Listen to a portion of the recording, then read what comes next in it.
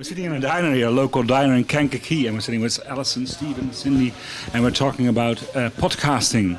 Stephen, who started this podcasting thing? Well, I would say that Allison came up with the motivating idea that we should be podcasting. And I was mildly resistant at first, thinking, what is podcasting going to do for us? And then I bought an iPod, and it suddenly came clear to me what this whole podcasting thing would be about. But she was behind me saying, podcasting, podcasting, podcasting. And when I got the iPod, that was it. I was in love with other people's podcasting, and I wanted to do it for us. So where do you get it from then?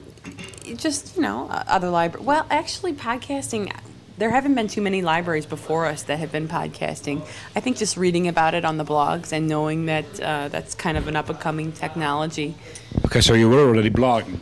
We started blogging a year or two ago, just our news.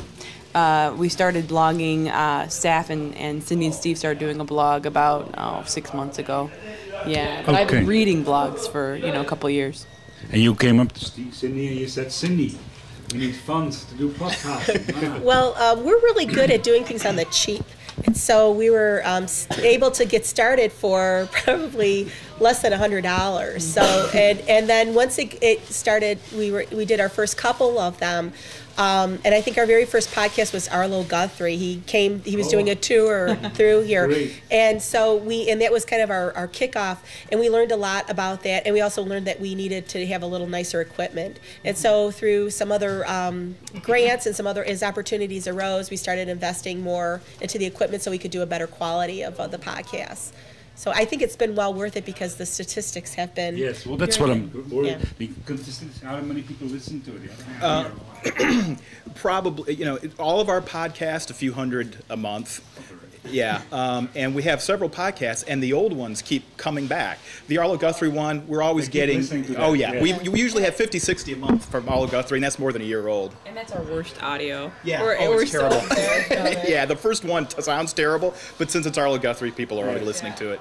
So you look at what's traveling around the area to get them in, or you apply? You go to writers, you write writers to get in, or whatever. Well, we have a very active Friends of the Library group, and they were doing these really bringing fabulous programs into the library, and we were attracting pretty good sized audiences, and we continually heard people say, I wish I could have been there, but I had another conflict. So often our podcasts are the Friends programs, Luis Uria, Stuart Dybeck, Lois Lowry.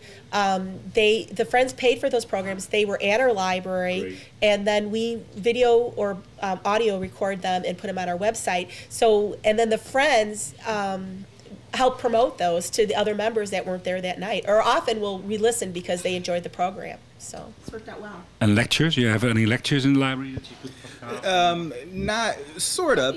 A few. We got Harry Truman's grandson, and he talked about his grandfather and what it was like growing up to be the grandson of a president and so forth. So those kinds of things we do. We had somebody who did how history is done in movies, that sort of thing. So not everybody is an author specifically. So why you should drive a Ford Mustang? Yeah, exactly. Why everybody who's cool drives a Ford Mustang. Well, I can see. And last question.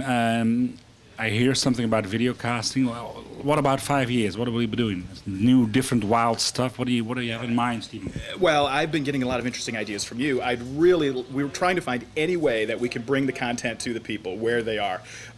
Some people, I think, some librarians are a little bit afraid that if we do it out there, it'll empty out the library. But as long as we're counting those people as library users, we're trying to find ways to bring things. We just got another grant to do computer training out in the field in community centers. So we're trying to get out there and find where the people are and where they need us. Okay. Well, thank you very much for having us here. Thank you. We had a great time. We probably have to run to the train, but thank you very much. Okay, thank you.